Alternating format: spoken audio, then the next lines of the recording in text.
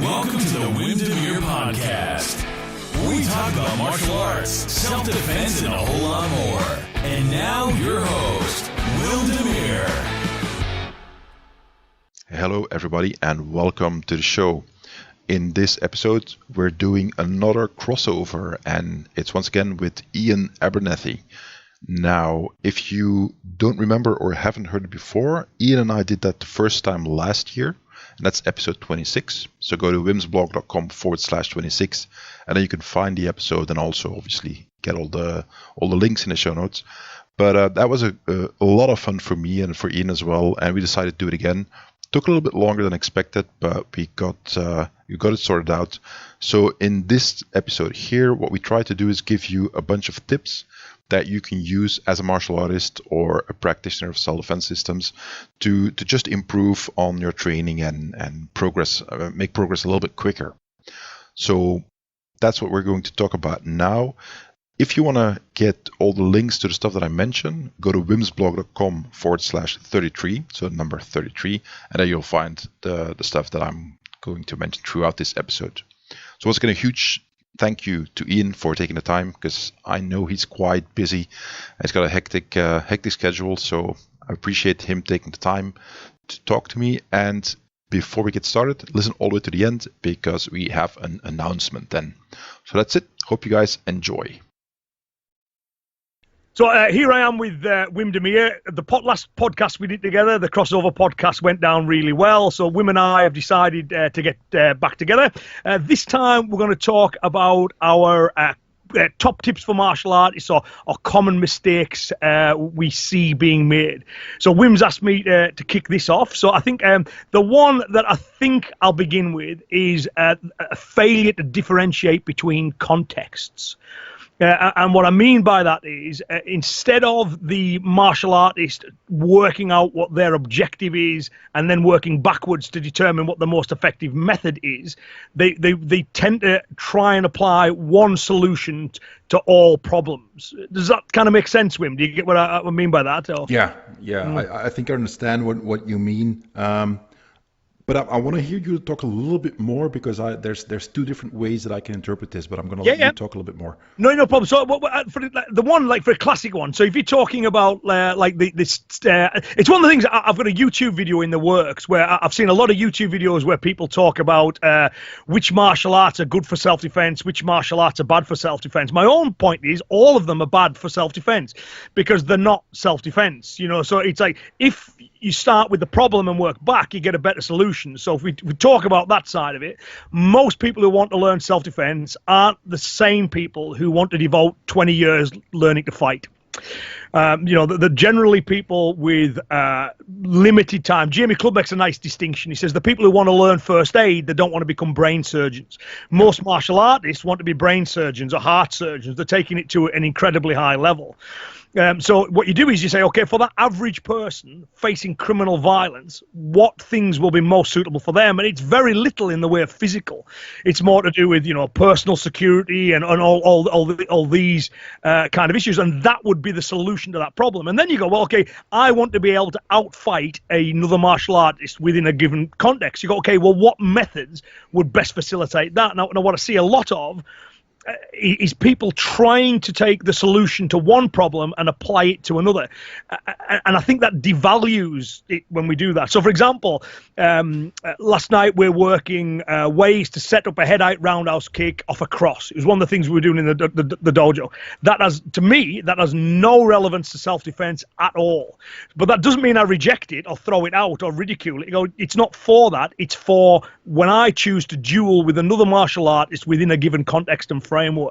So, and I think when you can do that, when you can differentiate between all these contexts and you work back from the problem to the solution, everything then has validity. So if you're doing it for health, great, do what's best for your health. If you're doing it for de-stressing yourself, for enjoyment, for a bit of mindfulness and movement, great, do that. If you're doing it for a given form of consensual combat, wonderful. And if you're doing it for self-defense, wonderful too. So I think when we get the context right, we're free to practice everything, get the benefits from all of it, and we're always training in specific ways instead of trying to take one method and apply it to everything. Yeah. Oh, I completely agree with that. It's one of the things that I've talked about for a long time, and I've taken quite a bit of heat from the martial arts and combat sports community over that one. Um, Here's the thing: every martial arts, self-defense system, whatever you want to call it, is a tool. It's a tool in the toolbox. So, and we have this very bizarre thing in the martial arts and self-defense community where it's like we argue over the tools. You're an electrician, right? So you know about tools. Same thing for a carpenter. I've never heard carpenters get into these huge arguments about, no, my hammer is much better than your hammer. No, hammers suck. It's only screwdrivers that are really important. Everything else is just like irrelevant. What the hell's wrong with you? Yeah. That kind of stuff, it never happens. So if you look at it from a more dispassionate, in a more dispassionate way, then I think that you see the issue with that, and I totally agree with you that the context is king. Is one of the things I often say, and the way I talked about it the most is what I call Randy's Law, and I know you know about that, but I'll put some links in the show notes to this kind of stuff for people who are interested, but. Many years ago, Randy Brannan is his name, guy who, very interesting guy, had Filipino martial arts experience, but also Western sword fighting. And I saw him spar sword fighting with swords and daggers with somebody. I saw a sword go in somebody's leg, and it was quite interesting. Wow. So some really good experience. And he talked about in many Filipino styles, what they do is they start you out with a stick. And then you start learning specific striking angles and techniques and so on. And one of the reasons why they do that is that the stick is a generic weapon. Yeah. And the particulars of using a stick to practice those techniques tend to bleed over and transfer relatively well to knife, to machete, to different weapons. So you learn the techniques at first with a stick, and then you practice them with the other weapons. And one of the things he remarked is that, one of the problems people have is that they fail to incorporate into their training, or they forget, or they simply flat out neglect, or even worse, say it's not true. They don't take into account that the differences between those weapons are just as important as the similarities. They focus on the similarities of the context in this case, and they just sometimes flat out ignore the differences. I have this when I teach weapons in the style that I do. We have, for instance, the heavy saber and the much lighter straight sword. And I tell my students, you can get away with this wrist motion that you're doing here with the straight sword because it's light and because of the weight and the balance and so on. If you try to do that with a saber, it's not going to work. It's going to be too slow. It's going to cost you a lot of muscle. And if you have to fight for about a minute, your arm's going to basically drop dead because it's going to be wasted. And that's what I mean with the differences are just as important. And when it comes to combat sports, the example I always give to people is like, remember back in the late 80s, early 80s to late 80s, early 90s, when we had, in Europe, we had a lot of kickboxing and Muay Thai started becoming very popular, especially in Netherlands and France and so on. We had a bunch of American kickboxing champions come over here and try their hand, and they were used to competing without leg kicks, so no kicks below the waist. And I remember, because I was a young guy back then, and I read all the magazines, and they said like, yeah, but leg kick's not really a problem because we'll just use our lead leg side kick and kick over that guy from a distance, and he won't be able to hit us. And it's a clumsy kick to begin with, blah blah blah. Well, history has proven they were wrong, and they got beat up pretty bad. They got leg kicked all over the place, and they didn't have the skills to handle it. And then, obviously, some of them later on learned. But my point is that the rule set that they used was pretty much identical to the rule set that they were competing in over here, with the difference of one technique, the leg kick. Yeah. And that's what I mean. When you look at a context, look at not just the similarities, because they're easy to spot. Look at the differences and why do they matter. And very often they do. And I'm going to give one more example. And again, so Miyamoto Musashi, the famous samurai, it's claimed, and there are lots of claims about him. I don't know about the veracity of this, but from many of the things that I've read, he supposedly fought samurai with wooden swords because he was so damn good that he could, he'd get away with wooden swords. Well, his style, if I'm not mistaken, he would work with two swords. So I think a regular one and a shorter one. And he won. Well, yeah, but if you think about it, one of the things that is particular to wood is that if you chop at it with an actual sword, an actual metal sword, it's gonna get stuck in the wood if you handle it right. So that would give Musashi control over the opponent's weapon while he has another weapon in hand that he can beat the guy up with.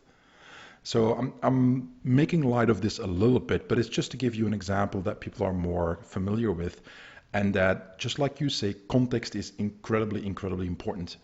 And when you look at context, look at the differences. Like you say, martial arts, well, it's not self-defense. Self-defense is something very, very specific. If a martial art is taught and practiced correctly, self-defense is a part of it, but there's a lot more going on. Yeah, absolutely. Yeah. I actually have Michi Musashi wielding 2 wooden sticks tattooed on my arm, by the way. So it's an analogy, literally, embedded in my skin, right? But I absolutely, and the thing that I would just to kind of add and wrap it up really was, which you've made clear, is it doesn't devalue these other things either. And I think martial artists sometimes have a bad habit that self-defense is the only thing they define as real. Would this work for real? Yeah. And like if you're sparring or fighting in a given way, at the end of a judo tournament, that feels pretty real to me. It's not virtual reality. You're still doing a real set of skills, and your health is real, and your enjoyment of life is real. So I think all these things can have value, and if you don't remain mindful of the context, you can train inefficiently. That's the first one. So you're reliant on the crossover rather than training for something specifically. And the other thing is you cut yourself off from all the wonderful things that martial arts has to offer, in addition to the self-defense side of things, which I'm with you. That's part of what I do. I don't want it to be the totality of what I do, because the other stuff is just so much fun and beneficial as well. I want to be an holistic martial artist. Well, I think you just touched on something that's really critical, and quickly saying that, so I did a podcast about 3 most common mistakes that students make, and I'll put the link in the show notes, but it's at winsblog.com/31, number 31, and I mentioned 3 specific things, and one of the things that I mentioned is what my Kung Tao teacher, the late Bob Orlando, taught, and it says, you have to start by totally understanding that all training is nothing but simulation of reality. It's not reality. It's not real. The only thing real is actual fighting, and everything else is training and simulation. And then if you can accept that, I don't see how you can refuse to accept that, because it's completely accurate. Then look at training differently. And nobody teaches fighting by just fighting and gets at the highest level at whatever art that you want to look, or combat sport or whatever. Everybody teaches drills, training, specific techniques, repetitions, and so on, that, like you say, that you're focusing on something very specific, but it's not fighting. Nobody fights like that. Of course, it's a drill. It's a training exercise. And I would post that as a challenge to anybody out there. It's like, right, look at whatever, whether it's a sport, whether it's a combat sport, whether it's football, soccer, tennis, doesn't matter. And I want you to show me the high-level champions that are out there that do nothing but actually compete. And in training, the only thing they do is actual sparring, actual competition matches, and so on, that they don't do drills, that they don't do technical training. And you can leave aside the physical part. So the conditioning, sure, okay, let's say that everybody does that. But it's as if that a karate guy who does tournaments only does sparring. He doesn't practice specific techniques and setups and feints and so on. No, just sparring. An hour and a half of sparring, 6, 7, 8, whatever times a week. There's nobody out there who does that. Nobody. No, and yet, what you'll sometimes get is, though, as you say, one of my teachers had this phrase. He says, it can be realistic, it's never real, which I always thought was similar. You know what I mean? Similar idea. But you don't get that in certain things. So, for example, if I was doing a trapping drill, so I'm isolating a moment in time when those arms connect, we're obviously not going to stay static and still and get involved in a trapathon. That it appears and disappears really quickly. But if you're doing that, people look at it and go, that will never happen in a fight. And of course, they're right. But that's not the point of it. But you don't hear it with things like punch bags. I've never heard a boxer or a kickboxer, Thai boxer argue that, why do you fight with punch bags? It's ridiculous. You don't win championships by beating up punch bags. You beat up people. It's not a hanging bag without arms. Everyone accepts, it's there to replicate something and to give specific skills. But it's not as you say, it's a simulation, it's a drill. So that's I definitely see that too. I had a guy not that long ago get all bent out of shape on my Facebook page when I showed something on my membership site about using a single pad to strike. So you're holding a hand pad by yourself and you're working with it. And I showed like a 3-second clip of like a 10-15 minute video where I explain how it works, and he was getting, this is bullshit, this doesn't work, this is nonsense, blah blah blah, getting really upset. I tried to be civil at first, but he was what we call a bad faith actor. He didn't want to actually discuss it. He just wanted to trash me, which is fine. I mean, people can do whatever they like. And I was like, this it's really funny that you look at 3 seconds of video without context, without explanation, and you're like, okay, this is crap. Okay, it's like listening to watching the first 3 seconds of a movie. Like, no, this movie is bad. I'm like, okay, it's interesting that's your thought process. But one of the funny things that he wrote, like, has this been vetted by your peers and blah blah blah. I'm like, I actually got the idea from Bob Orlando. That's one thing. And the second is, just like a few days later, I just stumbled by accident on a video of crap. Now I'm blanking on his name. This is really really really bad. What's his name? British guy, Morrison. Oh, Lee Morrison. Do you know? Okay. His solo pad work is fantastic. Yeah, and I was just going to say that. Yeah, I know Lee actually. I've talked to him. He's one of the guys that I'm trying to get on the podcast.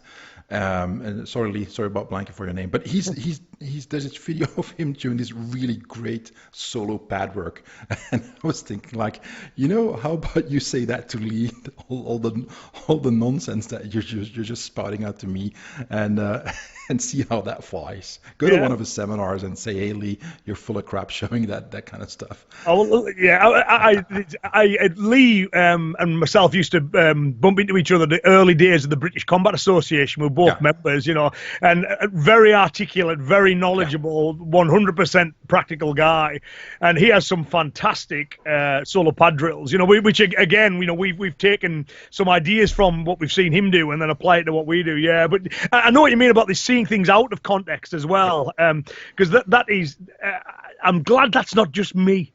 No, because that happens endlessly to me. Like, I'll teach a full day seminar and I'll put up a little summary clip of a minute, and then there's always somebody, well, why didn't you, and what about, and all these things of course are covered, but you can't get 8 hours worth of training or whatever it is, 6 hours worth of training into a 3-minute clip. So it's funny how I guess that's the internet age. I think is people want everything in bite-sized chunks, but I guess that's another aspect of context.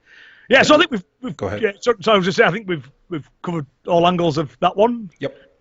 Do you have one, Wim, that you think that would be useful to the listeners? Next one. This is one that this is a training tip for martial artists. It's one that I covered in that podcast that I just mentioned, my episode. It's you have to know what to look for when you're learning.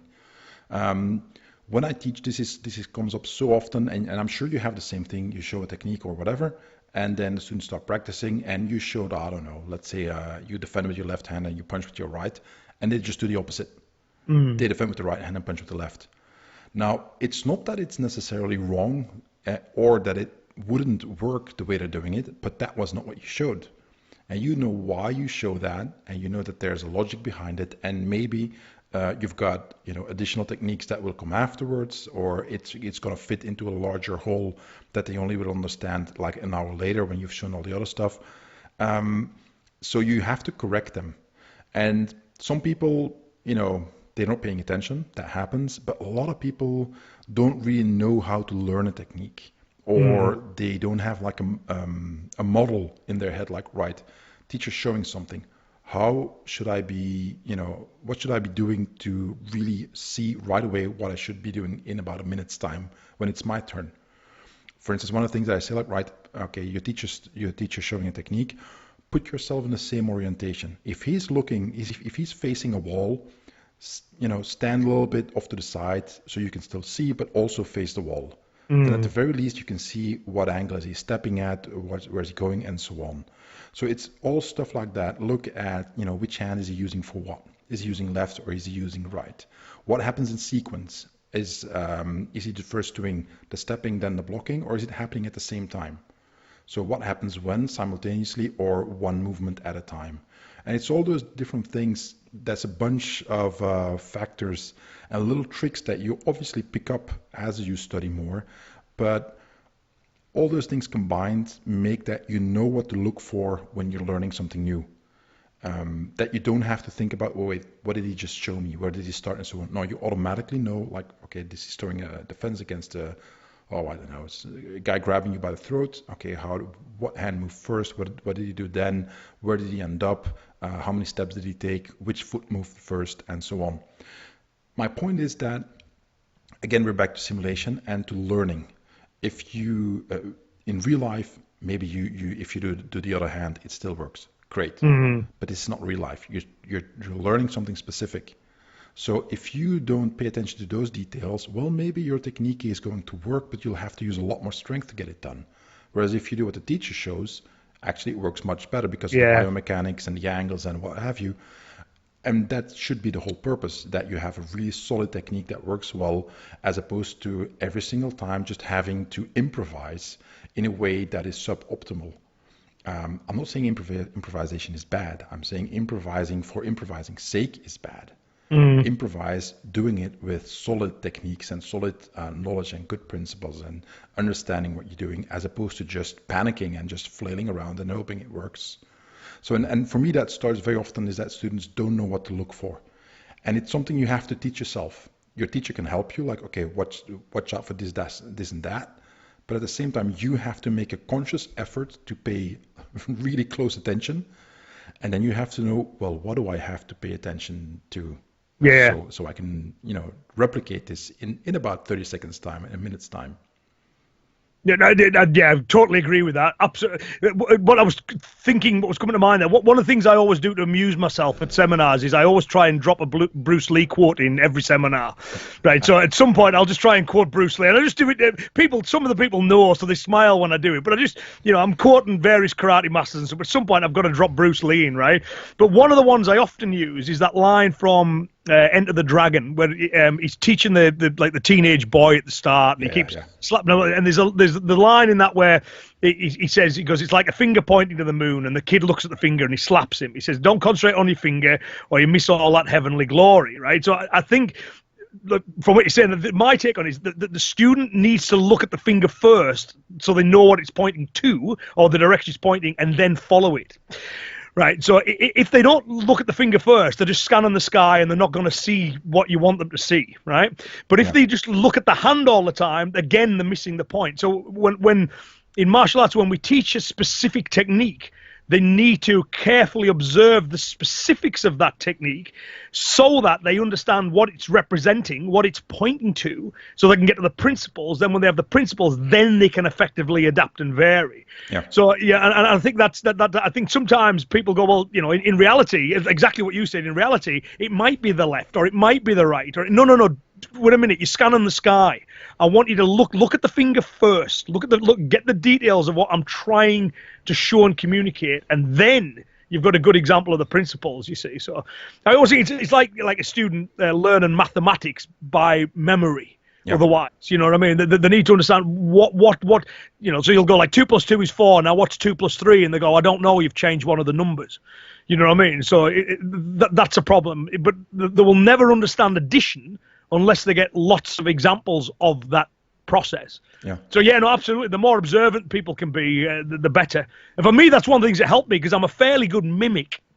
If somebody moves, I can mimic that movement relatively quickly. I might understand why I'm doing what I'm doing in the initial stages, but I'm able to get an approximation of it, and then from there I can feel, I get why we're doing that way. So being observant's definitely a big one. The final thing I'd say on that is that you're not seeing the forest for the trees, that expression, it does disservice when it comes to martial arts, because you need to see both.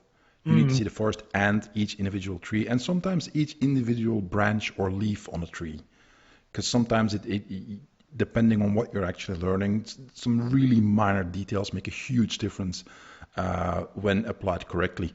And I think I've said this before, but I've got a friend, Justin, So you notice that I'm talking about him. He's a really great jiu-jitsu guy. He's a really great guy overall, but really high level in jiu-jitsu. And he once taught a class on finger joint locks, and the name of the class was Millimeters Matter. Well, if you're working with such a small joint that is, on a finger, yeah, millimeters matter, makes a difference. Now, if you then apply the same principle to all your other joint locks, all of a sudden, you become a lot more proficient because the way you measure the quality of your technique becomes much more strict. It's not like, anything close to the joint is fine. No. Where exactly do you put it? And then, final reference, because we were making references, The Patriot, the movie with Mel Gibson, older movie, when he's doing an ambush on the British, and because they took his son, and his two small boys are going to help him, and he says, what do I teach you boys about shooting? And they both answer, aim small, miss small. And, well, that's the point. If you aim in the general direction, sure, you might hit or you might not hit, but if you say aim for something specific, the odds of you actually hitting something are much, much higher.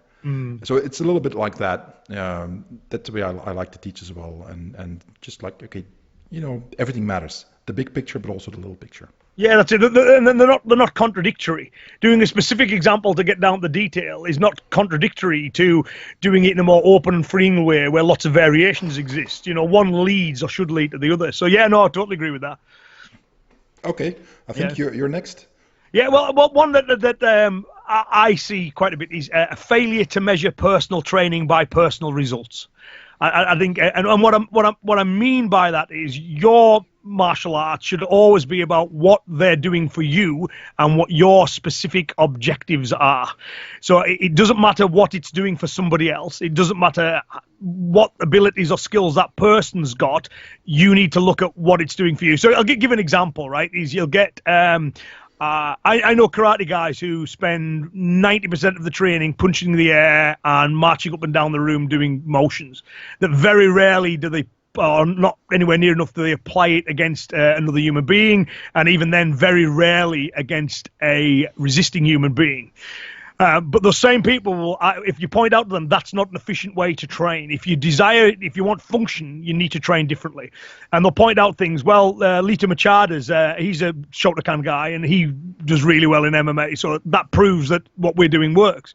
Well, it doesn't, because he's him training the way he trains, and you're you training the way that you're training. The fact that you share a style or system doesn't make any difference. It's always what is your specific training giving you in regards to your specific goals. So if something else is working for somebody else, that doesn't necessarily mean it's ideal for you. So having a clear idea of what your goals are, I think, is key. Yeah, it makes perfect sense to me. And I would add to that is that it's not just you and your style, it's also your teacher within that style, because let's say you do Shotokan karate like Machida did. Your teacher might teach a certain way, but his teacher is likely to teach in a very different way, and that makes a huge difference in the end. And his teacher of that guy might actually teach different, and that guy's teacher might actually teach completely different from the way that Funakoshi used to teach it. So who knows? And it's all very easy to say, like, well, this is how it is. And then I think we need to be a little bit more humble as martial artists, and I'll talk a little more about this later on when I have another point that I want to make. Is that it's a big world out there. There's many different ways of approaching the martial arts, and who made you Ares, god of war, that you can decide what is right and what is wrong. Maybe more than one way can work at the same time. I think we've pretty much, I would say that this has been proven over and over again, that it's more the person, not necessarily the art, and that with what some might consider a really bad art for self-defense, other people can actually make that work real well, and vice versa. So how about, we tend to take a step back a little bit and say, my way is the only way? Well, not necessarily. But then, as you say, like, okay, it needs to work for you. If that works for you, fine. Okay. And if it doesn't work, well, maybe you need to do some soul searching and see how you need to fix it. Yeah, absolutely. Yep. And the one final thing I want to mention about that is that the lineage doesn't mean anything. it doesn't matter who your teachers was, or if you have a direct lineage from the founder of the system. It doesn't matter if you don't train well. No, Or that's right. if what happens a lot is that along the way a lot of information got lost, and that you no longer have it in the system. That happens so many times. So my point would be like you said, that one guy just walking up and down the room the whole time. I don't have anything against that, but if you never really put it to a more stricter test, then you better be damn sure that you had perfect training, so you can be confident that it works. Some people a friend of mine makes that point, is that you don't necessarily need to hit a heavy bag or hit pads to have good technique and be effective to defend yourself. And it's a really long discussion that I'm not going to have here, but I see his point. My point then is that sure, but the equipment is there, the partners are there, so why not just try it out and see what happens? And then we get to simulation and reality and drills again, get to that argument, but I think the argument of hitting a pad, hitting a heavy bag, and so on is really strong, and it really helps. Just give it a try, even if you don't like it, even if you don't do it all the time. Just give it a try, and all of a sudden it's like, oh, okay, I thought my wrist was aligned correctly in my straight punch, but apparently it's not, because I am tweaking it the whole time. Maybe I'm making my fist the wrong way, and so on. So it's just an easy way to get feedback on what you're doing. So I don't see the point in not doing it. No, I'd agree, and I would say it as well that it depends also what your personal goals are. Yeah. So if someone says, for example, you might get a guy who says, I've got a really stressful job and it drives me insane, and I like to walk into the dojo. I put on my gi. I walk into another world. I lose myself in doing my kata and march up and down the dojo. I get a good sweat on. It's good for my health. It's good for getting rid of all that stress. And I leave. And I leave all my problems in the dojo. So my personal, what I want from my training is to immerse myself in that culture, to escape the world for half an hour, because it's good for my body, and 90 minutes. It's good for my body and it's good for my mind. So that training there is giving him the results I want. So big tick in the box, that's perfect. The same guy, let's say this is a 60-year-old guy, high stress job, and he enjoys going into the karate dojo and doing his kata. He then decides, well, do you know what? I'm going to give MMA a go. And he goes to a club that's a competitive MMA club, and his body gets broken and battered, and it's not what he wants. So I think it's always, what is your specific goal? And then how do you most effectively achieve that goal, and measure by that and by nothing else. It doesn't matter what other people think's most effective, because they could be talking about most effective for something entirely different. It's what you want to get out of your training, and then you have an objective measure that you can check your progress against as well. Yeah, no, I completely agree with that. It's that. You only have one life, is my opinion. I could be wrong, but I don't know how I'm going to be able to prove it. That's just what I'm convinced is true. So you have to live it. You don't have to live it anyway, for other people in the way that they see it. And that includes your training. Just train for what you want. And it's like you said, some people think self-defense is the most important thing, and then they don't want to do anything but that. Fine. And some people really enjoy, the challenging yourself when you're in a sparring matching class. And yeah, sure, okay, you've got rules and regulations, you've got protective gear because you don't want to hurt each other and injure each other. But they really like that challenging, like, okay, I'm fighting this black belt, it's really fast, it's good. I've always had trouble, but now this I'm going to try, I don't know, I'm going to try my reverse punch to the body a few times. I think he's open for that. And it works or it doesn't work. And if it doesn't work, okay, you've got another puzzle to solve. And if it does work, you can really get a rush of just exhilaration and joy of like, yes, I finally managed to score a point on that guy. I'm still happy. And then he kicks you in the face and it's over. But you train for your own goals. Doesn't matter. I mean, I don't know why I train. I train because I still enjoy it after 30 plus years. It's just part of my life. I don't have to think about it. I'll be training later today. I trained yesterday, and it's going to happen. It's going to happen, and that's my life. And if it's different for you, unless you live in a situation where your life is in danger every day, that's different. You live in a war zone. You live in a society that is broken down. You live in a third world country where there's loads and loads of violence and crime. That's different. training becomes extremely focused, but the context has changed. But this is not true for most people living in Western countries. I'm not saying it's not out there. I know it exists. I know quite well that there are certain places, both in the UK, in Europe, and in other parts of the world where it's actually quite dangerous. I know full well, but that's not the majority of the places. No, and yeah, and if that is your context, if that's what your specific training goals are, then again, I go back to the early point. The more effective thing is maybe lifestyle issues, or trying to. There's other things you can do, but yes, that would be your focus. Because I went through a period in my 20s where all I cared about was function. Self-defense function. Didn't care about, just the enjoyment of the art. Didn't care about whether it was good or bad for my health. Trained in stupid ways. Got injured in ways that were totally avoidable. And I look back at that now, and I don't really think it helped me achieve my self-defense focused goals either. I think that being a little bit more holistic and broader in my approach is helped overall, I think. But yeah, that would be the one for me. Whatever your personal goals are, you need to measure by personal results, not what it's doing for something else or not what somebody else is training for. If it's working for you, it's getting the results you want, you're training perfectly well. Yeah. Good stuff. One from you, I think, Wim, isn't it? Yep. It's my turn. All right. So here's another training tip. Adjust to the level of your partner. Now, when you go to class or you go to a seminar, you're going to end up working with people who are sometimes better than you. Sometimes they're just beginners. Sometimes they're about, your level of experience and training. You don't know. Regardless, you could also have to work with somebody who's much stronger and bigger and heavier, or vice versa. And all these kind of things happen, and it's good that they happen because you need to work with a bunch of people. However, if you have a certain way of training, you might think, well, I only want to train hard and this person's not strong enough, or I'm going to injure them if I go with more speed and power. So I'm wasting my time. No, you're not. You're not. You can focus on different things. You can focus on timing, on angle, on distance.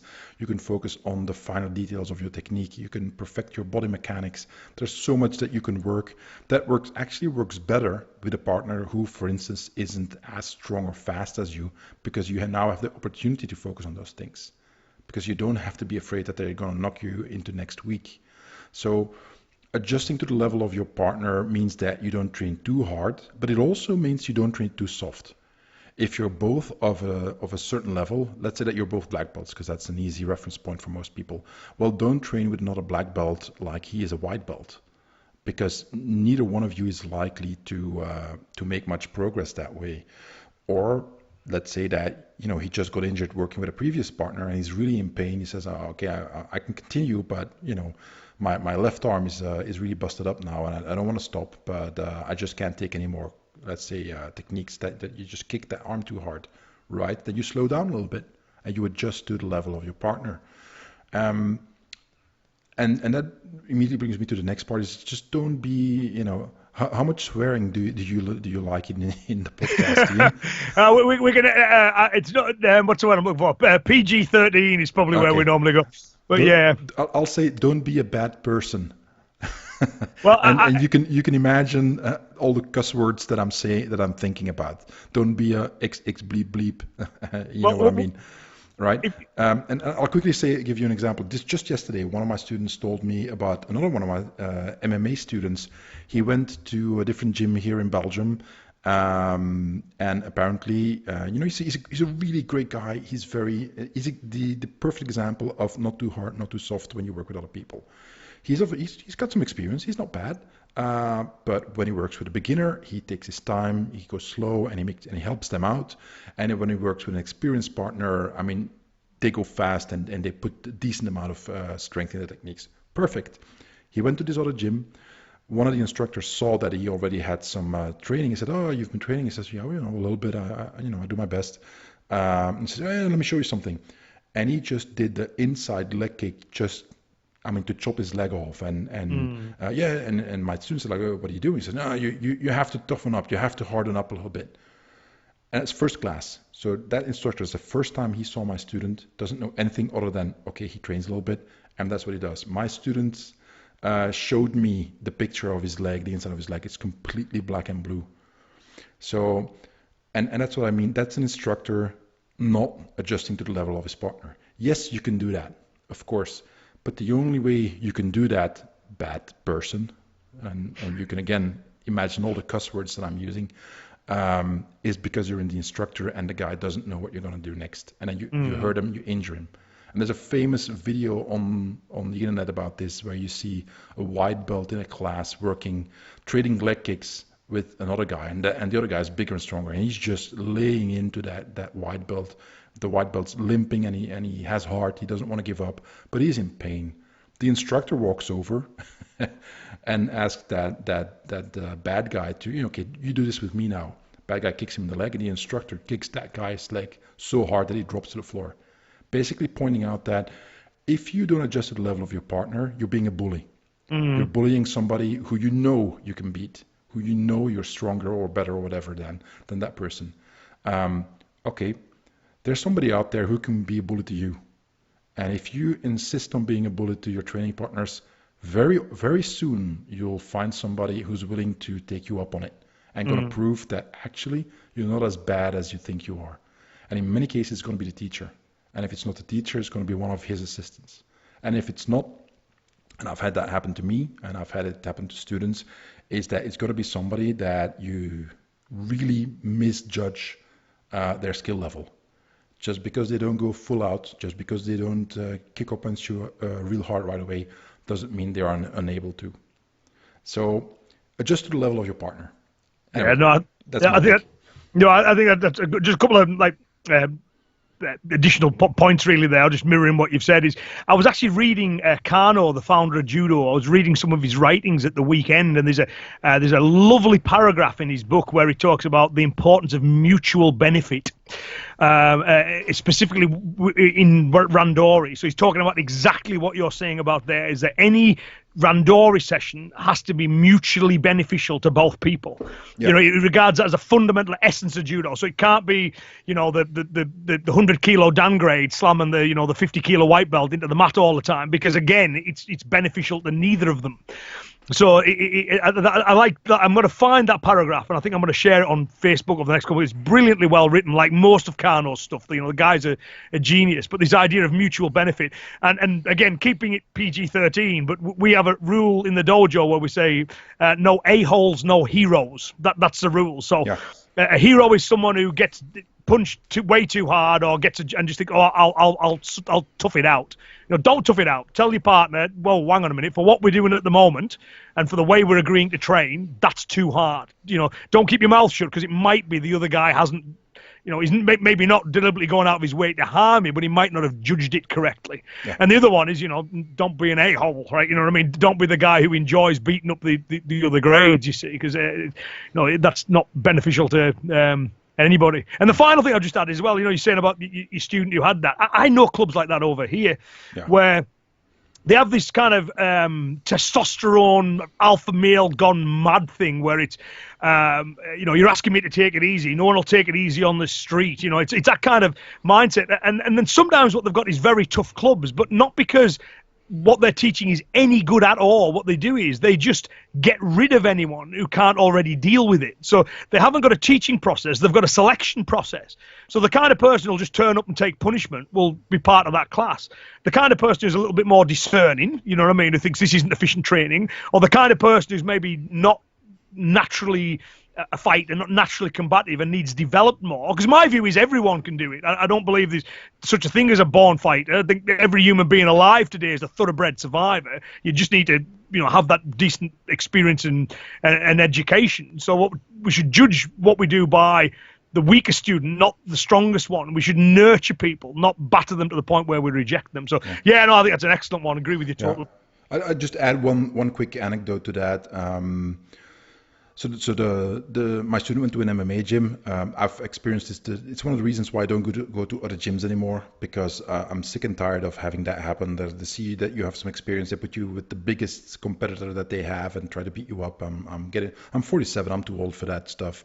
And also I don't feel I have to prove myself anymore. I'm there to learn. If you're not teaching, if you're only beating people up, well, what do I have to gain? I don't compete anymore, and there's no money in it for me, so why would I? Anyway, one of my students, my private students, I trained him in preparation for a trip to Thailand, and he was in the training camp of Sanchai for 3 weeks, and he actually trained with him, took private lessons with him. Now, for the people who don't know, look up Sanchai, Saenchai. We can argue about this, but it's probably the best Muay Thai fighter in the world right now, and perhaps of all time.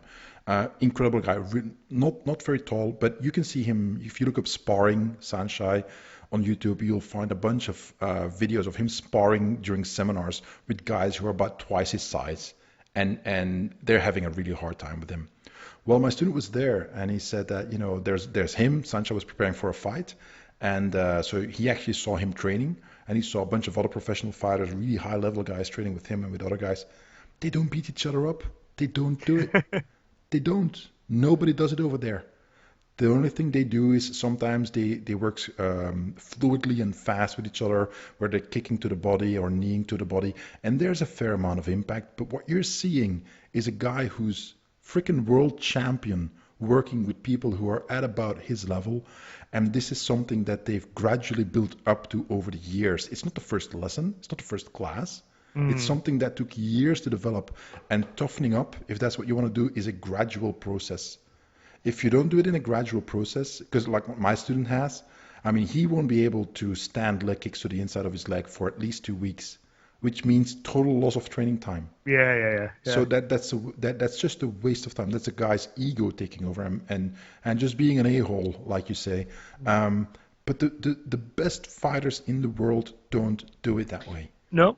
I remember Bertrand Ingle, famous British boxing coach, trained a number of world champions. He did they used to, in Boxing magazine, they used to do this piece where they'd get two trainers or boxers to argue from differing standpoints. And there was an article about whether you should train heavy contact all the time. And Bertrand Ingle, who was, again, trained multiple world champions, his view was you shouldn't. And the final line of the article was, the only time you should get punched full power in the head is when you're getting paid millions of dollars for it to happen. Yeah, and I thought that's it. So, and, of course, these guys can fight, and they can fight hard, but they don't train that way because it shortens careers, results in injury, may miss bouts. So, yeah, as you say, and that's at the top level, you know what I mean? Yeah, not exactly. talking about the rank and file as well, so. And to finish off that story, I mean, this is what I'm talking about is when they work with a partner. Yes, they do sparring, and yes, sometimes the sparring is intense, but it's not like they're actually competing. And many times they do partner drills or some light sparring. There's no shin guards, there's no gloves. They punch a little bit to the body, but they kick a knee to the body, but not to the head. And sometimes it goes really fast, and it looks hard, but it's not the hardest they could punch or kick by far. However, what they do really, really hard is hitting the pads, hitting the heavy bag, and that kind of stuff.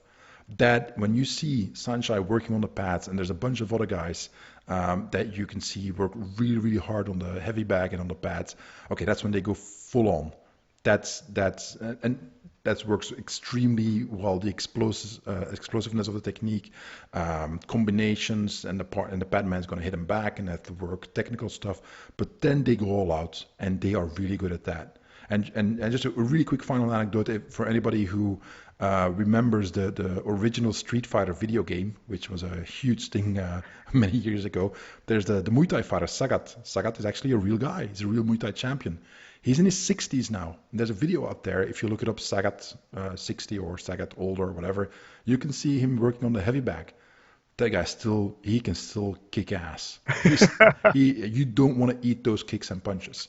Now, he's not what he was when he was younger, but he's still in really good shape. That's what you want to be.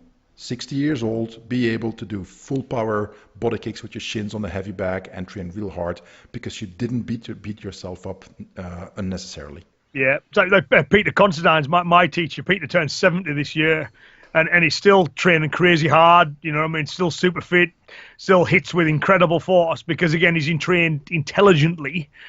Yeah, for a long period of time. So yeah, excellent. Yeah. Okay, I think it's your turn. Yeah. We touched on this one actually, but it was the idea that the style exists to serve you. You do not exist to serve the style.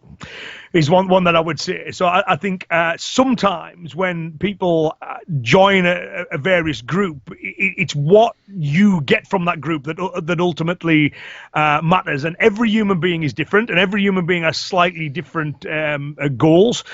We should also be able to train in a way that evolves to fit our needs. So I think the individual progress and skill is more important than the notion of preserving a style. I think, especially, I mean, I can't speak for the Chinese systems, but I'm sure it's the same. But in the Japanese systems, this is the idea of always a desire to keep things pure. To keep things like original. And I think it's based on the flawed concept, because nothing's ever been pure. It's always changed and evolved. And there never was an original. There was no martial art that was immaculately conceived, that just dropped from the heavens into the mind of a practitioner. You know, they all come from somewhere. They've all changed and evolved over time to serve the needs of the people that are practicing them. So at one point it was about killing a samurai on a battlefield. Later on, it's about keeping fit and healthy and winning medals in a competition. You know, they've all evolved and changed over time. And I think that process needs to continue. So because I know students who, you know, they've got slightly different ideas and objectives about what they want from the training, and then they'll go to a club and they'll go, well, that's not the way we do it, or our style doesn't do that. Well, you should always say, okay, well, if I want the most powerful punch possible, how do I achieve that? Not, is it's the way my style does it. If I want to compete, well, okay, what's the best form of competitions for me? You know, it's the idea, again, of taking it back to the individual and not putting style first, I think is another important one.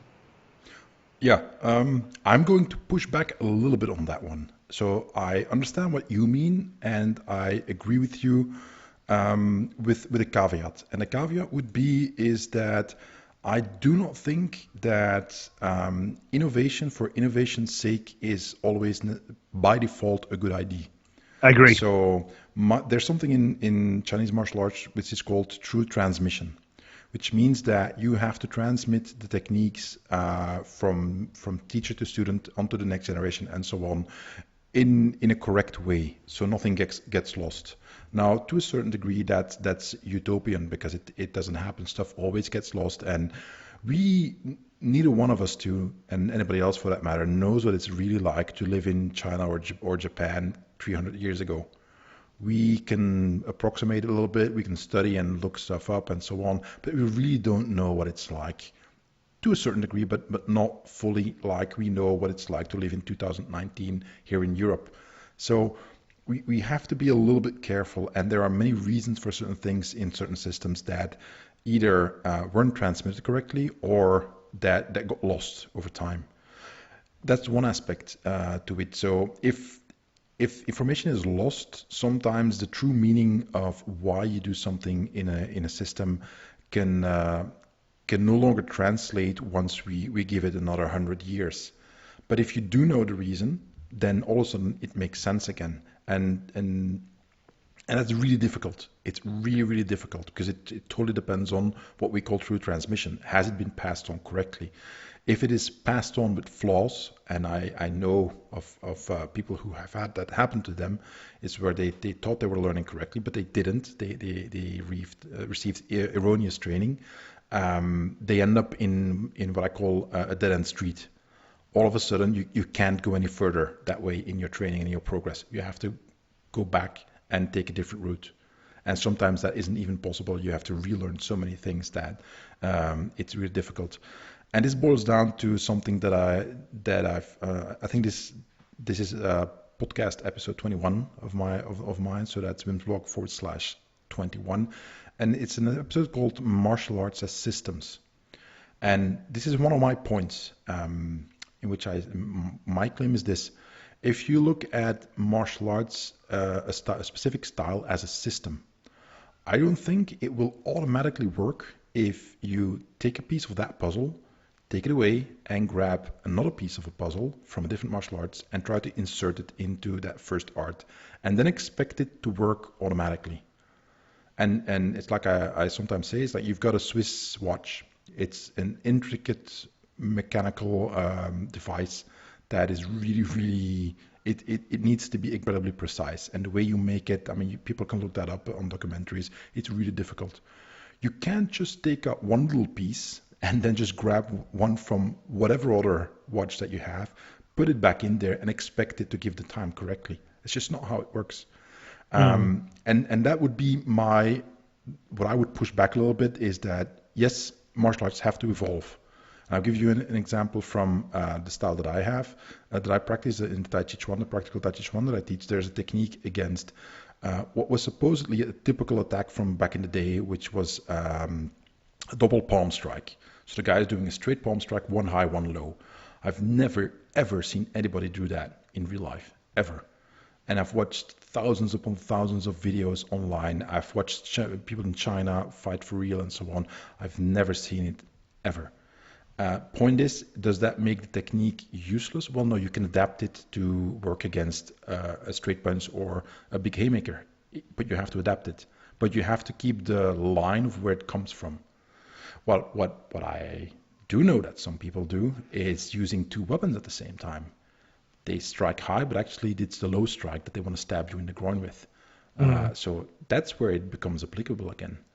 And then a quick side note on that is that Dan Inosanto, the famous Dan Inosanto, once talked about, in an interview he talked about the Jeet Kune Do, and somebody asked, why are in Jeet Kune Do there's so many defenses against the sidekick? And he said that, back in the day when Bruce Lee made the system, that's what everybody was doing.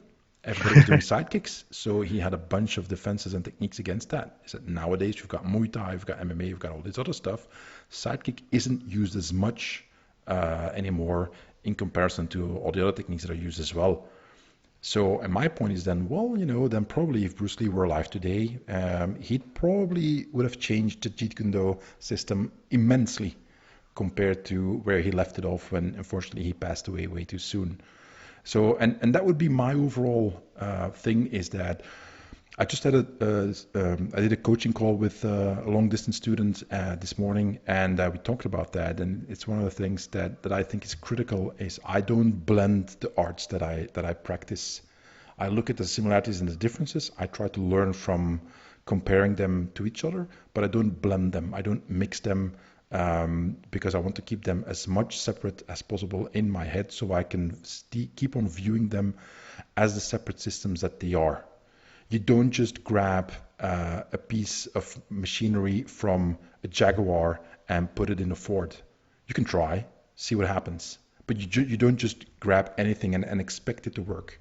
No. It won't fit. Or maybe it will fit if you really wrench it down hard, but you half break it when you do that. And it's just an analogy that will break down eventually. But my point is that it's not as black and white. However, and this is where I'm in agreement with you, the arts have to evolve over time.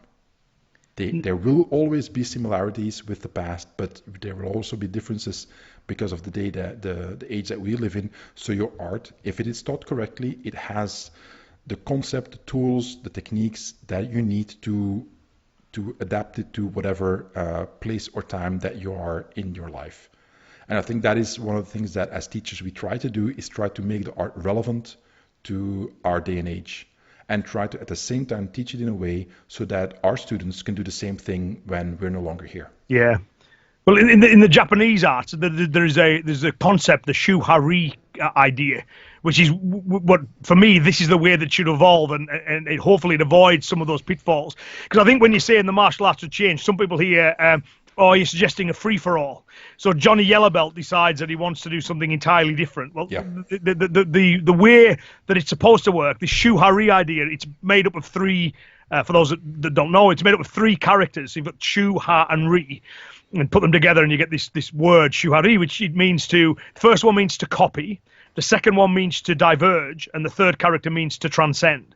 So what you do is the initial stage is you copy what you've been taught, so you gain sufficient knowledge, understanding, and abilities. So if a guy with 20 years experience says, I think I can make this better, that guy will probably have something valid to say. The guy who's been training for 3 months is not going to have anything valid to say on that. So, but then what happens is, okay, so he says, look, I've got this other influence, I've got this other experience, learn different things from different teachers. I believe we can diverge a little from what we were originally taught in order to make it better. Now, of course, you do enough divergence and ultimately it transcends into something new. Yeah. You know, so and to me, that's the process that we shouldn't cut ourselves off from. And what I see a lot, certainly within karate, you have this. I say it's not Shuhari, it's shu. Copy. Yeah. So, for example, right, modern sports science gives us more efficient ways of training than they had 100 years ago. So rather than punch wooden posts and lift up weighted jars, maybe there's other forms of conditioning that would better serve our purposes.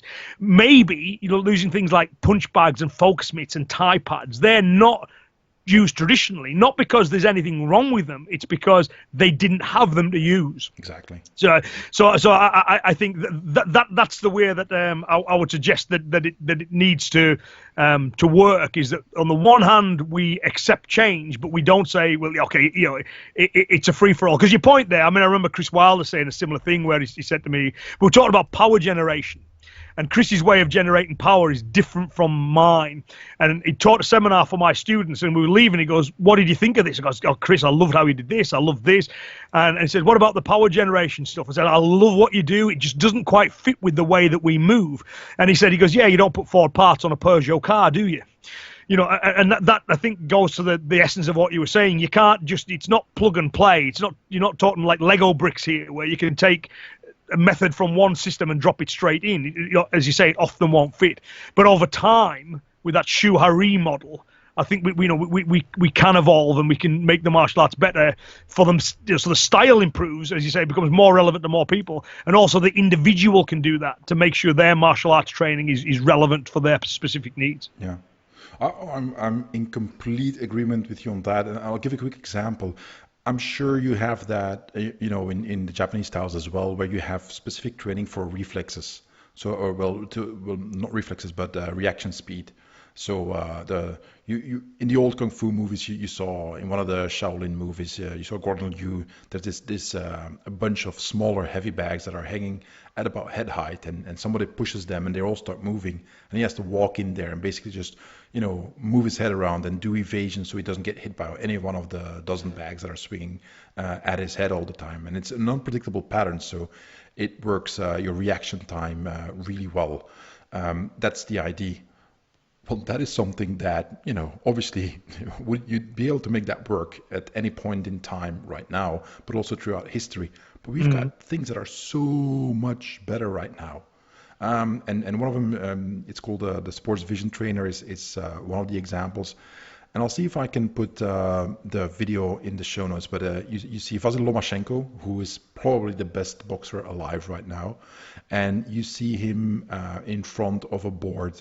And he's just hitting a board as it lights up. And there's another one where he has to do calculations and hitting certain numbers that are on a wall depicted and so on. And that is a type of training that actually works really, really well. And that's sports science that has taught us relatively recently that this is actually an incredibly good way to train your nervous system to react much, much quicker. So I'm not saying that, evading those swinging heavy bags are bad. It's just that we know that there's something that works actually a lot better. And that's technology. And that's what science has given us. And just slightly digressing is that many, many teaching methods in the martial arts are really antiquated and are counterproductive. And I know this is cursing in the church for some people, but that's it. My job is being a personal trainer. I teach people professionally. I teach professionals. I teach athletes. This is my job, and I can prove this with science if anybody wants to take me up on it. But the point is that, like you say, progress is supposed to be a part of what we do in the arts, and then it's just, I think that's what it maybe boils down to in essence, is trying to make progress without breaking anything. Yeah. And of course, it's one of these, it's almost like a paradox, really. Traditionally, that's what they did. You know what I mean? So this notion, I think, probably because the need for combative skill is now nothing like what it was in days gone by. Western society's probably the least violent it's ever been. Overall, again, taking your point earlier, in certain places, obviously not, but overall. So therefore, you've got to measure by something else. And I think one of the measures that people put onto the martial arts is well, how pure is it? How close to the original is it? On the assumption that original is always better. Well, I prefer to have my modern car than a Ford original Ford. You know what I mean? Things are progressing, but as you say, it's done in a methodical way. It's not done in a free for all. Let's do it. No one wants to do. And of course, sometimes that's a straw argument. When we talk about evolution, people will say, "Oh, things should change." Oh, well, I know this guy who got to greenbelt and said he was a 10th dan in his own style. Well, no one's condoning that. You know what I mean? That's obviously problematic. But over time, you see, with the lots of martial artists sharing ideas and developing new experiences, new training methods, all that kind of stuff. I think no reason to not embrace that for some misguided notion of keeping things pure. Yeah, I'm in total agreement. Yep. Okay, that's all I've got on that one. Okay. I think it's one for you, Wim. I think. Yeah. Okay, my turn. I've got a bunch more, but I don't know how we're doing on time, but this is one I really want to get to. And one of the most important training tips that I think I can give is that look at other systems from other continents, meaning from other cultures and other countries from the one that your art that you mainly practice is from. So if I practice Chinese martial arts, look at Japanese, look at Indonesian, look at Western stuff, and vice versa. For many reasons. There's, for instance, many things in Chinese culture that do not translate to the Western mindset. They don't. They just don't. And these are also a part of the martial arts that they teach. And for many people, what you end up with is a Western interpretation of an Asian art, as my teacher once said. And that very often there's stuff that doesn't translate. There's stuff that you, even if you know the language, that you don't understand because you haven't lived as a Chinese person. You only learn the language later on in life. So you don't have a lifetime of experience in that culture, but you have a little bit. So you're maybe a little bit better, but certain things you still don't get, and so on. And I know for a fact that this is true for Japanese arts because my girlfriend lived in Japan for 3 years. She speaks a little bit of Japanese still, but she says there's stuff that you can't explain it. It's like the way that the society works over there, the way that the etiquette works, and you can learn a bunch of rules, but there's concepts that just don't translate into very anything different. in English or Dutch or whatever language in the West we have. So what that means is that, and that's one of the things that I mean with martial arts as systems, why it's so important is that, right, so if you have no idea of understanding the context and the cultural context and the historical context and what have you from the country of origin where your system comes from, if you've got no way of truly understanding that, then how can you expect to really get it right? And then we get to the whole thing of how information gets lost. You know, the old game when you have a bunch of people standing in line and you see a sentence into the first person. By the time it gets to person number 20, there's something completely different that comes out. Same thing happens when you teach martial arts and self-defense. It totally changes over time, over distance, and with multiple generations. So you end up having a way of thinking that is very specialized because of those aspects. And I think it's very enriching if you start looking at as opposed to, I teach practical Tai Chi Chuan, I did some Wing Chun, I did Hung Chapai, they're all Chinese styles. They're very different from one from the other, very, very different, but they're all still Chinese. When I started doing Indonesian martial arts, it was very different. There was just a totally different approach. When I studied Filipino martial arts, same thing, very, very different approach, meaning that it was like learning a new language that you never heard before, that doesn't conform to any of the rules of whatever language you already know. And that forces you to think out of the box, as people like to say, but it also helps you grow because you have a new filter through which you can look at your original art at. And then doesn't mean you have to change the original art, but the way that you view it and your understanding of why things are there will, in my experience, very, very likely change for the better. So I would say, go try a new system that you're like, okay, I have no idea how this works. If people look at some of the Tai Chi that I do, they're like, this is crap. I mean, and then you get the famous, nobody fights that way. Sure, of course. I know I'm moving slow. I know nobody fights that way. There's a reason why we move slow. But if you say it's crap, well, you won't get to know that reason. If you think it doesn't work, you're fine. I've had people come to my class and find out that, well, this actually hurts if he speeds up. So, okay. So my point is that try to find arts, if at all possible, from good teachers, from a totally different style, different continent, and so on. But empty your cup. When you go to that new class, the critical thing is that forget for the moment everything you already learned and try to pretend you know nothing.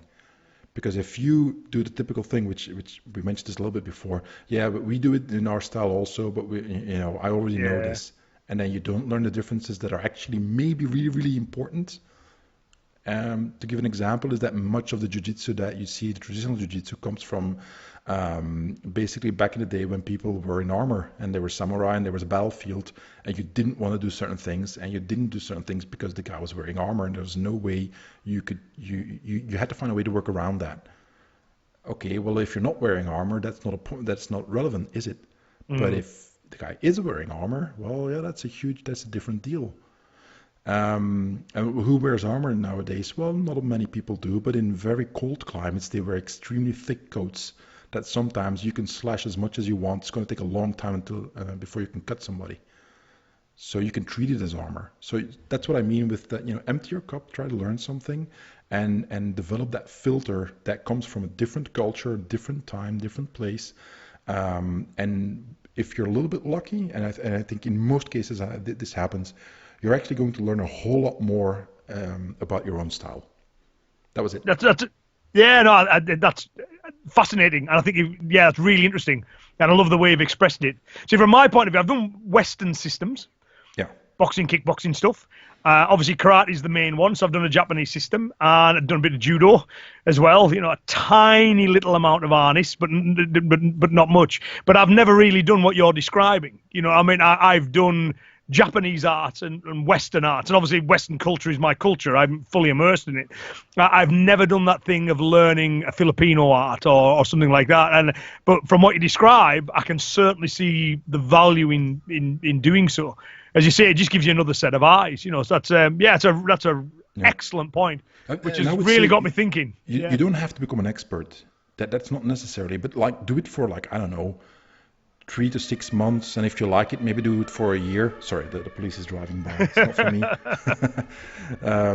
So do it for a little while, but do it long enough. Not just 2 classes, but do it long enough so that you get far enough into the system so that you get a little bit of an overview, and get enough experience to understand basically the differences between, again, Randy's law, differences between your system and what you're learning now.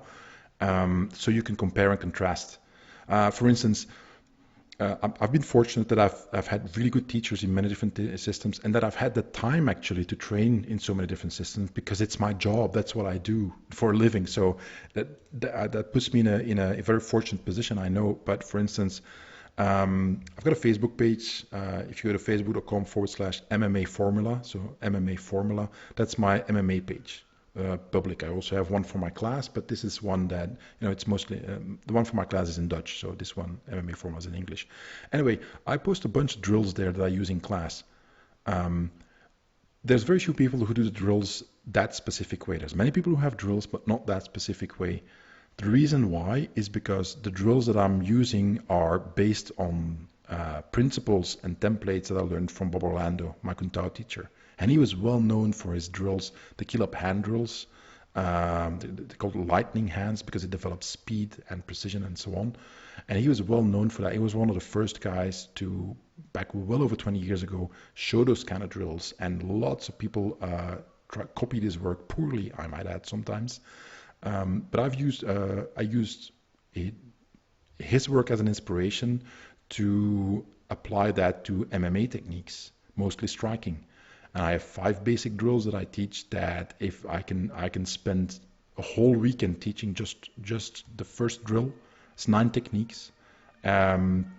Just teaching that first drill and all the different variations and exercises that we can do with that actually teach you all the fundamentals of what you need to learn to be an MMA stand-up fighter. But that's not my work. That's using Bob's work. And that comes only because I was exposed to Southeast Asian styles, thanks to him. So, and that's what I mean with using a diff filter. There's training methods from a different art that might be really great for the kind of karate that you teach, and vice versa. So I don't see, there's nobody losing here. Everybody wins. Yeah, definitely. I mean, I'm lucky that the group that I've belonged to, for like the British Combat Association is a multi-style group. So we do get exposed to each other's training methods, and we used to do these instructor courses where you'd have experts in given styles come and teach, and so you quickly see beyond the surfaces of the system.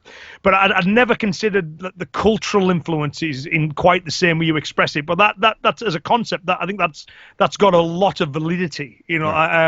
So that interests me. So yeah. Thank you for sharing that with me, Wim. No, my pleasure. At least somebody got something out of it. No, I did. You've definitely got me thinking, because I've done Japanese systems and I've done Western systems, and but again, your point as well, you spend a bit of time in Japan. I travel a lot with what I do, so, US, Australia, all over Europe, like Canada. And they're a little bit different. You go to Norway is a little bit different from the UK, and same with Belgium's a little bit different from Germany. But there's still a Western culture there, And then when I went to Japan, this is different. This is totally alien. I for the first time in my life, I felt like a complete outsider. And then there's that realization. Well, that's the place your art originates from. So I see what you're saying. There's bound to be things that get reinterpreted. I always tell my students this. I say, what we practice, I say, we do a Western version of a Japanese version of an Okinawan version of a Chinese art. That's what we do. There's all these different cultures have had a handle on it, and I think obviously that cultural understanding is interesting as in and of itself. So yeah, maybe need to look at some point doing a non-Japanese system. Hello, I think Wim has dropped it. Hello, can you hear me? I can, Wim. Okay, sorry about that. Yeah, the police car was driving by again, so I switched off the mic. I muted it for a second. Sorry about that. The thing that I just wanted to add to that is that even if you try different arts from different countries and cultures, and you're like, well, it's not really my thing, I really prefer the Japanese or the Chinese. Okay, it's fine. Go try to find the most different Japanese or Chinese style then that you can find. Yeah. If you do traditional Shotokan, try some Kyokushinkai, because it's very, very different. And you might like it, you might not like it, but it exposes you to a very different way of working. And if you do Wing Chun, okay, try a northern style, or try some Pa Chi Chuan. Try something completely different that's going to take you out of your comfort zone and actually going to inform you. If you do Western arts, I often tell students who ask me, I said, look, you don't know punching until you've tried boxing. And if you think that your karate or kung fu, whatever punch, is so much better than a guy who's done a year of boxing 3 times a week, good luck with that. And that's the same thing. No matter how good you are at kicking, you haven't been kicked until you've been roundhouse kicked by a Muay Thai guy. Yeah. You have no idea what it's like. It looks, because this was the criticism back in the day from the traditional martial arts crowd, from karate, kung fu, and so on, when they saw Muay Thai style round kicks. It's like, oh, it looks clumsy. I'm like, okay, well, okay, you might think it looks clumsy. Yeah, they're gonna miss. Well, you might think they don't know that and they don't have techniques to handle that. But you know what? Give it a try. See what happens. Yeah. And can you still hear me? I can indeed, yeah. Yeah, sorry, the cops. I don't know what's going on. Maybe it's a fire or the cops or something. We live really close to the fire department, so there could be a fire. Actually, my house might be burning down, so I don't see smoke. So if I suddenly fall away, that means that I died, Ian. Sorry about that. No, anyway, that was it. That was what I wanted to say. No, it's a really good point. I think that's not a bad series of topics. I'm happy to call it a day there, Wim, if you are. I think that's... Yeah. I've got a couple of others listed, but I think that was an interesting conversation for me, and I'm sure it will be for the listeners as well. Shall I let them in on the secret? Because before we came on air, if I can use that term, we planned another one as well. So do we want to tell them about what we've planned? Or Yes. Yep. So just to give some background, I think our first crossover podcast was maybe November or December of 2018. Am I right? You are, yes, yeah. Yeah. So and I think we had left it at like, oh, this was cool. Let's do this again, maybe beginning of January or something like that. And I spaced out and you spaced out and we forgot to contact each other. And now it's May. It's almost June. So trying to make this maybe a little bit more regular. And I had an idea that I think that might be really cool if we just ask each other questions as teachers. So we both teach a lot. You do a lot more seminars than I do, but I do a lot more private training. So maybe ask stuff like, okay, when you have this happen in class, how do you handle it? Or you have, let's say, a student who's having trouble with coordination or balance or this or that. How do you handle that? So that it's a little bit letting the listeners have a peek into the mindset of the teacher. Because what we're doing in this episode is the same thing as what we often do when we have a podcast, is we're still teaching. Like, we're telling students, like, okay, these are some tips and these are common mistakes that you can avoid. But the next conversation, I think it might be worthwhile. I mean, at the very least for both of us, because you've got a truckload of experience that I'd like to learn from. So if we talk about those kind of topics, and I would suggest we both prepare a set of questions to each other and then see where we end up, and then let the other people listen in. Yeah, I think that's an excellent idea. And so that's a conversation I would like to have anyway with you. Yeah, me too. We might as well record it and let so not just two people benefit from it. So yeah. I think that's an excellent idea. So okay. Yes, dear listener, watch or listen to this space. Yeah. So for the listeners, we're going to try to do that.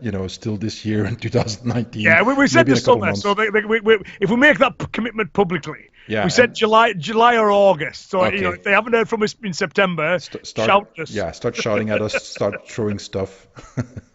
Okay, that's great. Iain, I want to thank you for your time and for this conversation. Again, it was really interesting for me, and I hope the listeners will enjoy it as well. Yeah, no, I'm sure they will. I enjoyed this a lot, Wim. So it's yes, thank you very much for your time. You too. Okay, take care. Bye now. All right, that was it. So I had a huge blast talking to Iain. That was tremendous amounts of fun and also interesting because he comes from a very different background than I do. So he's got a different take on many other things that we discussed, which I find always valuable and worthwhile, because that's the way you learn. When you talk to people who see things a little bit differently, have different experience, different background, and so on. So that was a blast for me. I hope you guys enjoyed that a lot. So once again, go to wimsblog.com/33 to get the links towards everything that I mentioned. And obviously you've got the next crossover podcast in a few months that we have planned for you. And that will be also a lot of fun and hopefully also useful for you guys. So that's it. As always, if you want to support the show, the best way to do that is just share the hell out of it. Share this with everybody who you think might find it interesting. If you can leave a review, that would be awesome. If you want to support it financially, well, what you can do is go to my Patreon page, and that's patreon.com/Wim Demeere. And if you go there, you will find a bunch of content, but all the contributions you make there actually are what make my podcast and blog and so on happen. So that's it. As always, thank you for all your support. Thank you for your interest, and I will talk to you guys next time. Thanks for listening to the Wim Demeere podcast. For more information, go to www.wimsblog.com.